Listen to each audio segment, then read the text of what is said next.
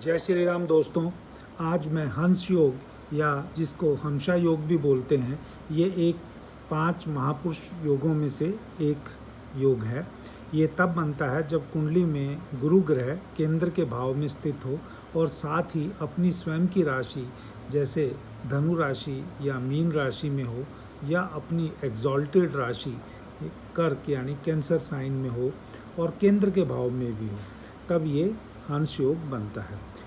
इससे बनने से जातक नो डाउट विजडम होगा, उसके पास बुद्धिमत्ता होगी यानी ज्ञान होगा, नॉलेज होगा, या वो आप जातक स्पिरिचुअल भी बोल सकते हैं कि वो बन सकता है।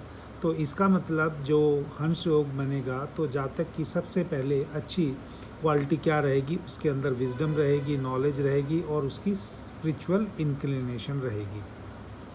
इसी प्रकार से अगर गुरु वहाँ पर बैठा है केंद्र के भाव में, तो जातक की जो पर्सनैलिटी है वो कहीं ना कहीं एक अट्रैक्टिव पर्सनैलिटी होगी। और आप ज़्यादातर देखिएगा ऐसे व्यक्ति का जो रंग भी जो है वो अगर गुरु केंद्र के भाव में बैठा है तो सुनहरा होता है। केंद्र के भाव में बैठा हुआ गुरु जातक को खासकर जब वो हंस योग बनाता है तो ज़िंदगी में जातक को सोसाइटी के अंदर एक हाई सोसाइटी देता है, एक हाई स्टेटस देता है, या उसका जो प्रोफेशन है वो रिलीजियस हो सकता है या वो एक डिग्निफाइड प्रोफेशन होता है, जैसे टीचर, जैसे प्रोफेसर और जज, जो इस टाइप की चीज़ें बन सकती है। हाँ, ये वेल्थ और प्रॉस्पेरिटी का भी एक अच्छा कॉम्बिनेशन बनता है, क्योंकि पंच महापुरुष में से कोई एक हो कि कई जातकों की तो दोनों होते हैं, तो उसी इस रेशियो में उनको आगे चल के वेल्थ, जो लग्जरी है और सक्सेस मिलती है।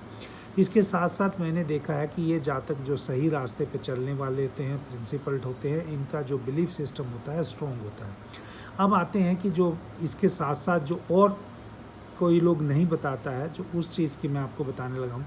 अगर ये हंस योग जो है लगन में बन रहा हो तो जातक जो है वो काफ़ी रेजिड हो जाता है, काफ़ी अपनी बात को मनवाने वाला हो जाता है, वो तकरीबन ज़िंदगी को अपने अनुसार ही जीता है। चतुर्थ भाव में होगा तो उसका घर बहुत खुला होगा, हवादार होगा। सप्तम भाव में होगा तो उसकी वाइफ जो होगी या उसका जो स्पाउस होगा ऐसे जातक का, वो बहुत रिलीजियस होंगे और वो जो उसको ऐसे जातक को अपनी वाइफ के कहे अनुसार चलेगा तो और तरक्की मिलती है।